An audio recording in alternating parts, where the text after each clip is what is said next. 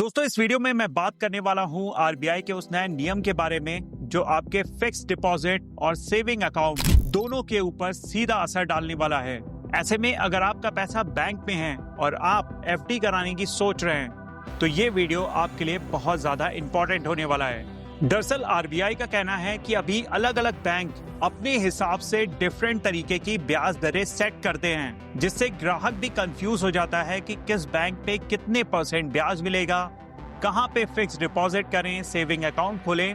कहने का मतलब है कि अभी ग्राहक के लिए सही बैंक का निर्णय कर पाना बहुत ज्यादा कठिन है। इसीलिए आरबीआई ने इस पूरी प्रक्रिया को साफ, सरल और एक जैसा बनाने के लिए नए नियम लागू किए हैं।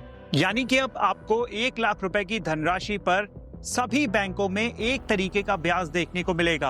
आप चाहें आपका अकाउंट किसी भी बैंक में क्यों ना हो, चाहे वो एचडीएफसी हो, एसबीआई हो, एक्सिस हो, आईसीआईसीआई बैंक हो या कोई भी बैंक क्यों ना हो, 1 लाख रुपए की धनराशि तक सभी बैंकों में एक जैसा इंटरेस्ट दिया जाएगा। हाँ, ये बात जरूर है कि 1 लाख रुपए की ऊपर की धनराशि पर बैंक अपने हिसाब से ब्याज दरें सेट कर सकता है, लेकिन 1 लाख रुपए की कम की धनराशि पर सिर्फ एक तरीके का ब्याज दरें सब बैंकों के लिए लागू होंगी। इसके साथ ही आरबीआई का नया नियम कहता है इंटरेस्ट कैलकुलेशन अब डेली क्लोजिंग बैलेंस पर होगी, यानी कि हर दिन बैंक दिन के अंत में आपके अकाउंट का बैलेंस देखेगा और उसी आधार पर ब्याज की गणना की जाएगी।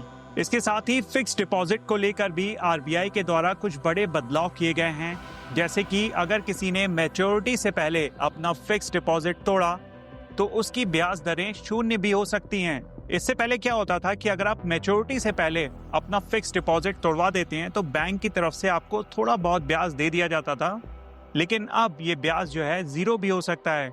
हो सकता है कि बैंक आपको अब कोई भी ब्याज ना दे।